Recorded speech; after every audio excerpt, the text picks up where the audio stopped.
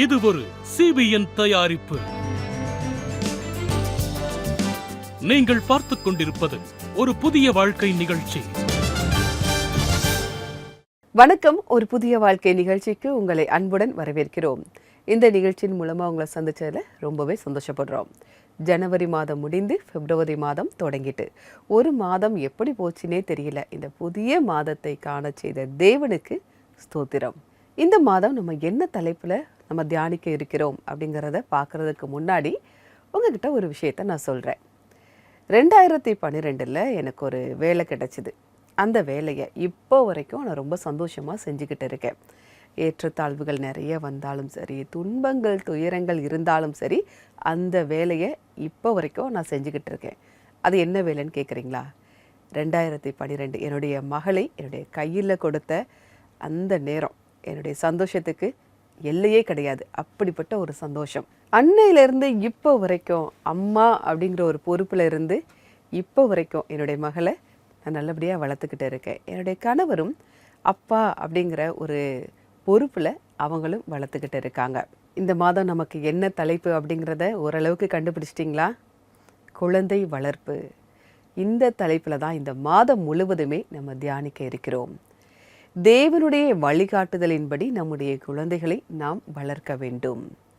இப்போ ரெபேக்கா நம்ம கூட இருக்காங்க. இந்த மாதம் முழுவதும் நம்ம என்னென்ன பார்க்க இருக்கிறோம் அப்படிங்கிறத அவங்க நமக்கு விளக்கி சொல்லுவாங்க. ரொம்ப நன்றி மாதவி. இன்னைக்கு நாம பேரண்டிங், அதாவது குழந்தைகள் வளர்ப்பு பத்தி பேசுறதா இருக்கோம். நண்பர்களே, இன்றைய காலகட்டத்துல குழந்தை வளர்ப்பு அப்படின்றது அவ்வளோ சுலபமான விஷயம் கிடையாது. குறிப்பா இன்னைக்கு ஒரு ட்ரெண்ட் நடைமுறையில இருக்கு. உதாரணமா nuclear parent, single parent, single child, அது மட்டும் இல்லாம பெட் பேரண்டிங், இந்த மாதிரி இருக்கிற பட்சத்துல குழந்தைய வளர்க்கும் போது நிறைய சவால்களை எதிர்கொள்ள வேண்டியதா இருக்கு. இதனால நம்மளோட வாழ்க்கையில பயம் வந்துருது. அது மட்டும் இல்லாம எப்படி நம்மளோட குழந்தைகளை வளர்க்குறோம் அப்படின்ற சிந்தனைக்கு நம்ம உள்ளாக்கப்படுறோம். ஆனா நண்பர்களே, நாங்க உங்களுக்கு உத்வேகத்தை தர விரும்புறோம். உங்களுக்கு சொல்ல விரும்புவது என்னன்னா, நம்முடைய இந்த பேரண்டிங் ஜேர்னில, அதாவது குழந்தை வளர்ப்பு பயணத்துல நாம ஏன் தேவனின் உதவிய நாடக்கூடாது? நாம ஏன் தேவனுடைய வழிகாட்டுதல பெறக்கூடாது? அதாவது அவர் ஒரு கவுன்சிலராக இருக்கிறாரு, ஒரு வழிகாட்டியா இருக்கிறாரு, ஒரு கோ பேரண்டா இருக்காரு. என்னுடைய வாழ்க்கையில் 2 முக்கிய பில்லர்கள் இருக்கிறது. முதலாவது பரலோக பிதா, அவரால் தான் நான் இந்த நிலைமைக்கு வந்திருக்கேன். 2வது பில்லர் என்னுடைய பெற்றோர்கள். அவர்கள் எப்போதும் எனக்கு உத்வேகம் தருகிறார்கள்.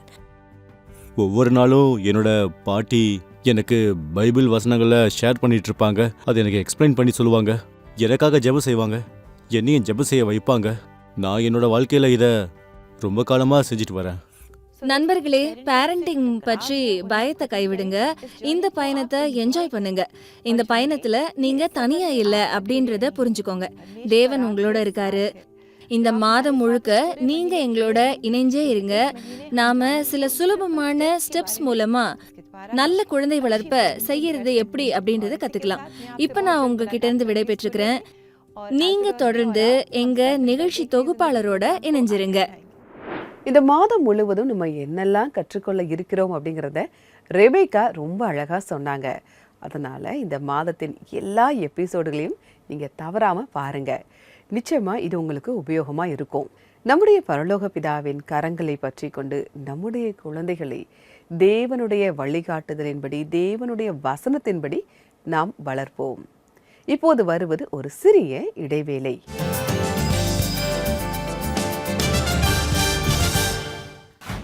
உங்களுடைய தாய்மொழியில் தேவனுடைய வார்த்தைகளை கேளுங்கள். CBN இந்தியா யூடியூப் சேனலில் உங்களுக்காக வல்லமையான பிரசங்கங்கள், அழகான பாடல்கள், வல்லமை உள்ள சாட்சிகளை கொண்டு வருகிறது. இப்பொழுது உங்களுடைய தாய்மொழியில் இந்திய மாநில மொழிகள் ஹிந்தி, பஞ்சாபி, லடாக்கி, குஜராத்தி, தமிழ், மலையாளம் மற்றும் இன்னும் பல மொழிகளில். இந்தியாவின் அருகில் இருக்கும் நாடுகளின் மொழிகள் சிங்கள மொழி மற்றும் நேபாளி மொழியில். எங்களுடைய ரீஜனல் பிளேலிஸ்ட் உங்கள் மனதை தொடும் விஷயங்களால் நிறைந்திருக்கிறது. இது உங்களை ஊக்குவிக்கிற விஷயங்களை பார்ப்பதற்கும் பைபிள் வசனங்களை உங்களுக்கு கற்றுத் தருவதற்கும் மேலும் உங்களுக்கு நம்பிக்கையை தருவதற்குமான ஒரு வாய்ப்பாகும். இவை எல்லாமே உங்களுடைய தாய்மொழியில் ஒரு கிளிக் செய்தாலே போதும். இன்றைய CBN இந்தியா யூடியூப் சேனலை சப்ஸ்கிரைப் பண்ணுங்கள். உங்களுடைய மனதில் நேரடியாக பேசும் நிகழ்ச்சிகளை நீங்கள் பாருங்கள்.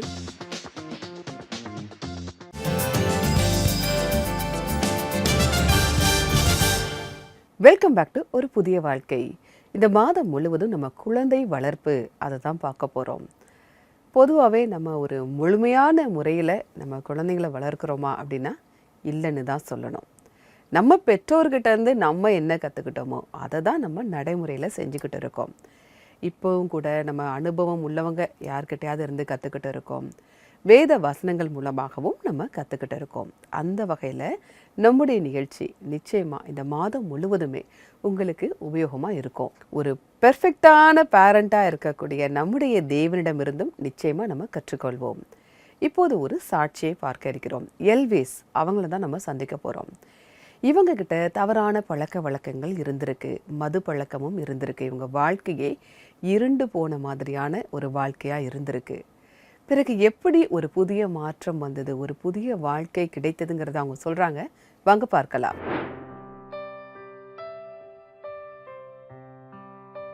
ஒரு கிறிஸ்தவ குடும்பத்தில் பிறந்த எல்விஸ் கல்லூரியின் வாசலில் காலடி எடுத்து வைத்த போது வீட்டில் அவருக்கு கற்றுத்தரப்பட்டிருந்த அனைத்தையும் அவர் மறந்துவிட்டார்.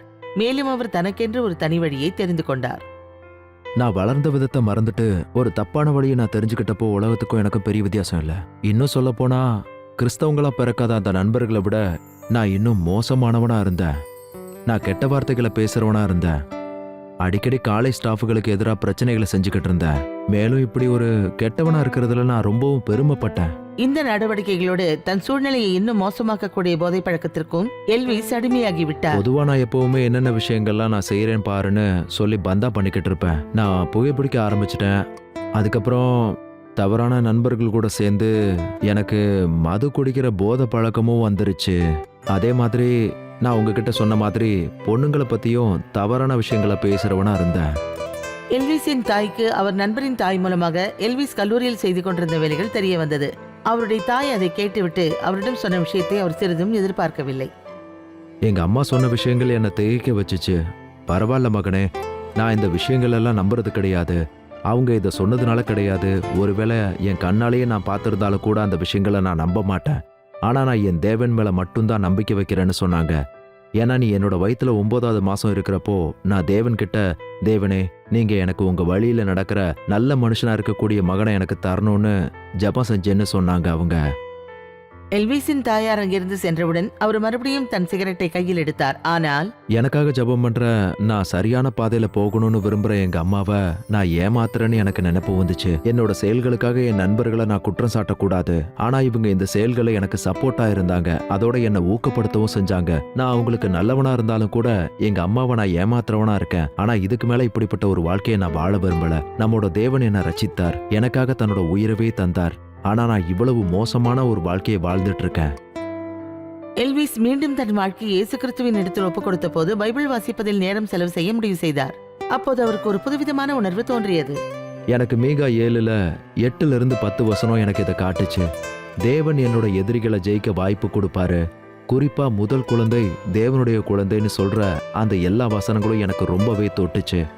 இன்னும் சொல்ல போனா யோசுவா 3வது அதிகாரத்துல ஒரு ஆசாரியன் மூலமா அவனோட கையில ஒரு ஆடையை சுத்தம் செஞ்சது மாதிரி வசனங்கள் மூலமா தேவன் என் கூட பேசினாரு. நான் தேவனுடைய ஊழியம் செய்யணும், நான் தேவனுக்குள்ள இருக்கணும்னு அப்ப நான் புரிஞ்சுக்கிட்டேன். அவ்வளவுதான். அதுக்கு பிறகு என் வாழ்க்கையை நான் அப்படியே அமைச்சுக்கிட்டேன். அதுக்கு பிறகு நான் தேவனுக்குள்ள வளர ஆரம்பிச்சிட்டேன். தன் மன விருப்பத்தை நிறைவேற்றுவதற்காக எல்விஸ் 20 வருடங்களுக்கு முன்பாக சர்ச்சை தொடங்கி மிகவும் பொறுப்போடு ஆண்டவர் இயேசு கிறிஸ்துவின் அன்பை மற்றவர்களோடு பகிர்ந்து கொண்டு வருகிறார். நான் தேவனை நேசிக்கிறேன் அப்படிங்கிறது ஒரே ஒரு வழி மூலமா தான் காட்ட முடியும்னு நான் நினைச்சுக்கிட்டு இருந்தேன். அதாவது அவருக்கு ஊழியம் செய்யறதும் தேவன் எல்லாரையும் நேசிக்கிறாருன்னு சொல்றதும் தான் அப்படின்னு நினைச்சுக்கிட்டு இருந்தேன். ஆமா, உண்மையா நான் தேவனை நேசிக்கிறேன். எனக்கு பைபிள் வசனங்களை வாசிக்கிறது ரொம்பவும் பிடிக்கும். எனக்கு அவர் கூட இருக்கிறது பிடிக்கும். அவர் எனக்கு தர்றது எல்லாமே பிடிக்கும். என்னோட வாழ்க்கை பாதை எனக்கு வர்ற எல்லாமே ஆசீர்வாதமும் இல்ல எனக்கு பாடமோ, அது எல்லாமே அன்புக்குள்ள அடங்கி இருக்குன்னு நான் நம்புறேன். அதனால தேவனோட அன்பை பெறதும் அந்த அன்பை மத்தவங்க கிட்ட பகிர்ந்துக்கிறதும் தேவனோட அன்புக்கு பதில் செய்யறதா நான் இயேசு நினைக்கிறேன். கிறிஸ்து தனக்கு இரண்டாவது வாய்ப்பு தந்ததற்காக எல்விஸ் இயேசுவுக்கு நன்றி உள்ளவராய் இருக்கிறார். தன் புதிய வாழ்க்கையை தேவனுடைய அன்பில் மிக சந்தோஷமாய் வாழ்ந்து கொண்டிருக்கிறார். தேவன் மீண்டும் ஒரு வாய்ப்பு தர்ற தேவனா இருக்காரு. நம்ம பாவம் செய்யறப்போ அந்த விஷயம் தேவனுக்கு துக்கத்தை தந்தாலும் கூட தேவன் நமக்கு ரெண்டாவதா ஒரு வாய்ப்பு தர்றாரு. அதோட நமக்கு உதவியும் செய்யறாரு. தேவன் நம்மள மாத்துற வரைக்கும் அவர் ரெஸ்ட் எடுக்கவே மாட்டாரு. எல்லா மகிமையும் அவருக்கு தான் தரணும். மேலும் நம்ம பின்வாங்கவே கூடாது. ஏன்னா தேவனோட அன்பு கடைசி வரைக்கும் நிலைச்சிருக்கும். அதனால நமக்கு அந்த நம்பிக்கை இருக்கணும். இந்த நம்பிக்கை இருக்கிறவங்க தன்னைத்தானே சுத்தமா வச்சுப்பாங்க. எல்விஸுடைய சாட்சி உங்க எல்லாருக்குமே ஒரு உத்வேகத்தை கொடுத்திருக்கும். நாங்கள் கர்த்தருக்குள்ள விசுவாசிக்கிறோம். எல்விஸுடைய அம்மா அவங்களுக்காக ஜெபித்த போது அவருடைய வாழ்க்கையில் ஒரு மாற்றம் வந்ததை நம்மளால பார்க்க முடியுது. நம்முடைய குழந்தைகளுக்காக நம்ம செய்யக்கூடிய ஜெபம் ரொம்பவே வல்லமை உள்ளதாக இருக்குது. நிச்சயமாக நம்ம குழந்தைங்களுடைய வாழ்க்கையில் அது ஒரு மாற்றத்தை கொண்டு வருது. உங்களுக்கு பைபிளில் இருந்து ஒரு நபரை குறித்து நான் சொல்கிறேன். அவருடைய பெயர் யோபு. யோபுவை பற்றி நம்ம நல்லாவே தெரிஞ்சிருப்போம். அவருக்கு நிறைய துன்பங்கள், துயரங்கள், சோதனைகள் எல்லாமே வந்தது. ஒரு கட்டத்தில் அவர் வீதிக்கே வந்துட்டார். ஆனால் அவரை பற்றி நம்ம யோசிக்காத, தெரிந்து கொள்ளாத சில விஷயங்கள் இருக்குது. அதை 1ஆம் அதிகாரத்தில் நம்மளால் பார்க்க முடியும். அவர் ஒரு நீதிமானாக இருந்தார், ஒரு பணக்காரராக இருந்தார், அவர் பலருக்கும் விருந்தளிக்கக்கூடியவராக இருந்தார் அப்படிங்கிறத பார்க்குறோம். ஆனாலும் யோபு தினமும் காலையில் பலி செலுத்தக்கூடியவராக இருந்தார். தன்னுடைய பிள்ளைகளுக்காக அவர் தினமும் பலி செலுத்தினார். ஏன் அந்த பலி செலுத்துறார் அப்படின்னா, ஒருவேளை என்னுடைய பிள்ளைகள் ஏதாவது தவறு செஞ்சுருக்குமோ, யாரையாவது கோபப்படுத்திருக்குமோ அப்படின்னு நினச்சி தினமும் பலி செலுத்தக்கூடியவராக இருந்தார். தன்னுடைய பிள்ளைகளுடைய பாவங்களினால அவங்க வாழ்க்கையில் ஏதாவது ஒரு துயர சம்பவம் நடக்கக்கூடாது அப்படிங்கிறதுனால அவர் தினமும் தன்னுடைய பிள்ளைகளுக்காக ஜெபம் செய்தார். எப்படிப்பட்ட ஒரு நல்ல ஒரு விஷயம் பார்த்தீங்களா? தன்னுடைய பிள்ளைகளுக்காக அவர் தினமும் காலையில் ஜெபம் செய்தார், அழுது ஜெபித்தார்லாம் நம்ம பார்க்குறோம். இன்னைக்கு நீங்கள் உங்கள் வாழ்க்கையில் உங்கள் பிள்ளைகளுக்காக ஜெபம் செய்கிறீங்களா? அதுக்கெலாம் எங்கே நேரம் அப்படின்னு நினைக்கிறீங்களா? ஒருவேளை நீங்கள் உங்கள் பிள்ளைகளுக்காக இதுவரைக்கும் ஜெபம் செய்யலை அப்படின்னா இனிமே தொடர்ந்து ஜெபம் செய்ய ஆரம்பிங்க. ஏன் அப்படின்னா உங்களுடைய ஜெபத்திற்கு அந்த வலிமை இருக்குது. உங்களுக்காக பைபிள்லேருந்து ஒரு வசனத்தை நான் வாசிக்கிறேன். 34ஆம் சங்கீதம் 11ஆம் வசனம். பிள்ளைகளே, வந்து எனக்கு செவி கொடுங்கள், கர்த்தருக்கு பயப்படுதலை உங்களுக்கு போதிப்பேன். தாவீது இந்த வார்த்தையை சொல்லியிருக்காரு. நீங்கள் எல்லாரும் என்கிட்ட வாங்க, கர்த்தருக்கு பயப்படுதலை நான் உங்களுக்கு போதிப்பேன் அப்படின்னு சொல்கிறாரு. இன்றைக்கி நான் உங்களுக்கு சொல்கிறேன், நீங்கள் உங்கள் குழந்தைங்கள உங்கள் பக்கத்தில் அழைச்சி நீங்கள் கர்த்தருக்கு பயப்படுதலை உங்கள் பிள்ளைங்களுக்கு நீங்கள் போதிக்க ஆரம்பிங்க. ஜெபம் பண்ணுங்க, பைபிள் வசனங்களை அவங்களுக்கு நீங்கள் வாசிங்க. ஒருவேளை உங்கள் பசங்க உங்ககிட்ட வரட்டா கூட நீங்கள் அவங்களுக்காக ஜெபம் பண்ண ஆரம்பிங்க. உங்களுக்கு ஒருவேளை ஜெபிக்க தெரியல, ஜெப உதவி தேவை அப்படின்னா எங்களுடைய CBN ப்ரேயர் லைன் நம்பருக்கு நீங்கள் கால் பண்ணலாம். எங்களுடைய நம்பர் 9910401010. இந்த நம்பருக்கு நீங்கள் வாட்ஸ்அப்பும் அனுப்பலாம். உங்களுக்காக ஜெபிக்க நாங்கள் தயாராக காத்துக்கிட்டு இருக்கோம். இப்போது வருவது ஒரு சிறிய இடைவேளை. இடைவேளைக்கு பிறகு சேர்ந்து ஜெபிக்கலாம்.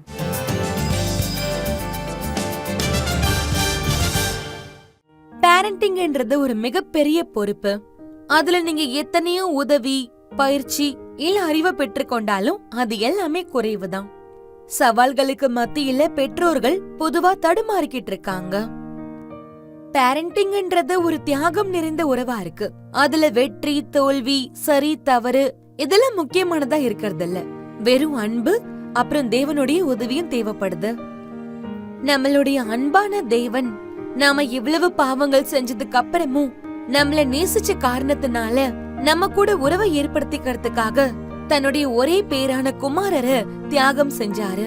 சோ பேரண்ட்ஸ், உங்களுக்கு தியாகம்ங்கிறது ஒரு பெரிய விஷயமா இருந்தாலும் கூட உங்களுடைய இந்த பேரண்டிங் ஜர்னில உங்களை ஏமாற்றங்கள் சூழ்ந்து கொண்டாலும் நீங்க ஒரு முறை பிரார்த்தனைக்கு வாய்ப்பு கொடுக்க கூடாது. இன்னைக்கு CBN ப்ரேயர் லைன் நம்பருக்கு கால் பண்ணுங்க, இல்ல வாட்ஸ்அப் மெசேஜஸ் மூலமா உங்க வேண்டுதல்களை சொல்லுங்க. The number is 9910401010.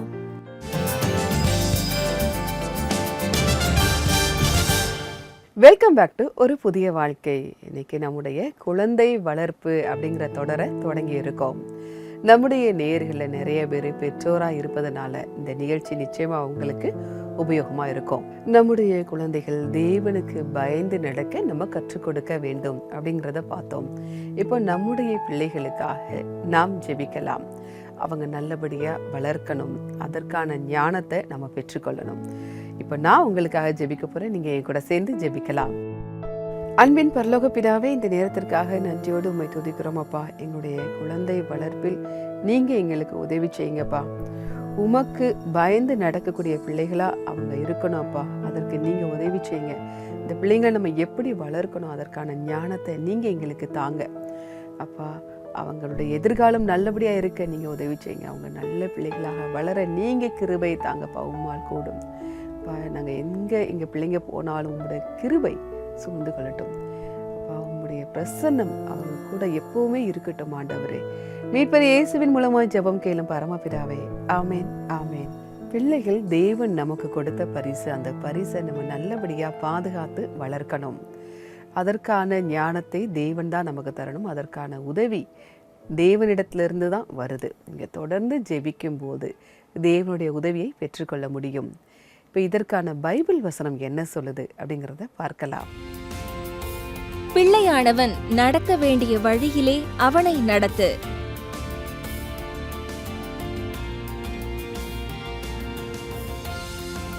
அவன் முதிர் வயதிலும் அதை விடாதிருப்பான். நீதிமொழிகள் 22:6. சாலமோன் ராஜா எழுதிய ஒரு அற்புதமான வசனமா இது இருக்கு. பிள்ளைகளை நம்ம சின்ன வயசுலேயே நல்லபடியாக வளர்த்துட்டோம் அப்படின்னா அவங்க முதிர் வயதிலும் கூட அதை அப்படியே கடைபிடிப்பாங்க அப்படிங்கிறத இந்த வசனம் நமக்கு சொல்லுது. சின்ன வயசுலேயே அதற்கான பயிற்சிகளை நீங்கள் கொடுக்க ஆரம்பிச்சிட்டிங்கன்னு வைங்களேன், அது அப்படியே அந்த பிள்ளைங்க தொடர்ந்து அதை நடத்திக்கிட்டே இருக்கும்போது அந்த பிள்ளைங்களுடைய எதிர்காலமும் ரொம்பவே நல்லா இருக்கும். இப்போது ஒரு ஆராதனை பாடலை பார்க்கலாம்.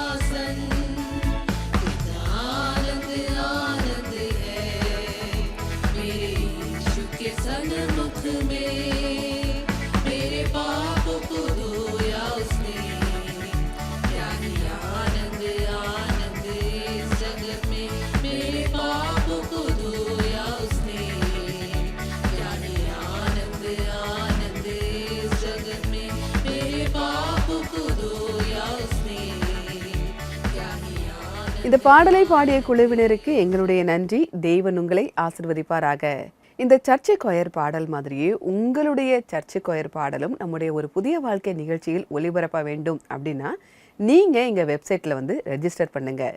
எங்களுடைய அட்ரஸ் www.cbnindia.org/register-your-choir. உங்களுடைய பாடல்களை பார்ப்பதற்கு நாங்கள் ஆவலோடு காத்துக்கிட்டு இருக்கோம். நிகழ்ச்சியுடைய நிறைவு பகுதிக்கு வந்துட்டோம். நம்முடைய பிள்ளைகளை தேவனுக்கு பயப்படக்கூடிய அந்த பயத்தில் நம்ம வளர்க்கணும் அப்படிங்கிறத பார்த்தோம். எல்விஸுடைய சாட்சி பார்த்தோம். எல்விஸுடைய அம்மா எல்விஸுக்காக ஜெபித்த போது அவருடைய வாழ்க்கையில் ஒரு மாற்றம் வந்ததை நம்மளால் பார்க்க முடியுது. அவருடைய தவறான பழக்க வழக்கங்கள் எல்லாவற்றையும் விட்டு இன்னைக்கு முழு நேர ஊழியம் செய்து கொண்டிருக்கிறார் அப்படிங்கிறத நம்ம பார்த்தோம். யோபுவுடைய வாழ்க்கை குறித்தும் நம்ம பார்த்தோம். தன்னுடைய பிள்ளைகளுக்காக தினமும் காலையில் அவர் பலி செலுத்தினார், ஜெபம் செய்தார் அப்படிங்கிறத நம்ம பார்க்குறோம். நீங்களும் கூட ஒரு ஜெபம் செய்யக்கூடிய பெற்றோராக இருக்க வேண்டும். அது உங்களுடைய குழந்தையுடைய வாழ்க்கையில் ஒரு பெரிய மாற்றத்தை கொண்டு வரும். அவங்க தேவனுக்கு பயப்படுதலோடு வளருவாங்க. சின்ன வயசுலேயே இதற்கான பயிற்சிகளை நீங்கள் கொடுத்துட்டீங்க அப்படின்னா முதிர் வயது வரைக்கும் அதை அவங்க விடாமல் இருப்பாங்க. இன்றைக்கான நிகழ்ச்சி உங்களுக்கு ஆசீர்வாதமாக இருந்திருக்கும் அப்படின்னு நாங்கள் கர்த்தருக்குள்ளே விசுவாசிக்கிறோம். நான் வேறொரு எபிசோடில் உங்களை சந்திக்கிறேன். அதுவரை கர்த்தருடைய கிருபை உங்கள் அனைவருடன் கூட இருப்பதாக. God bless you.